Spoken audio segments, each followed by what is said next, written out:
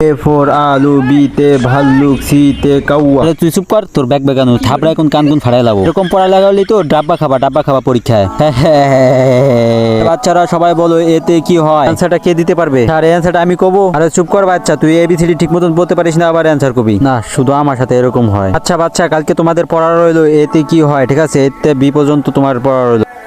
বাচ্চারা গেছে কালকে তোমাদের পড়া দিয়েছিলাম এতে কি হয়, তোমরা পারো? স্যার এতে আপেল হয়। স্যার অ্যান্সারটা কি হয়েছে আমার? আচ্ছা দেখতেছি, বাচ্চা তুমি বলো এতে কি হয়?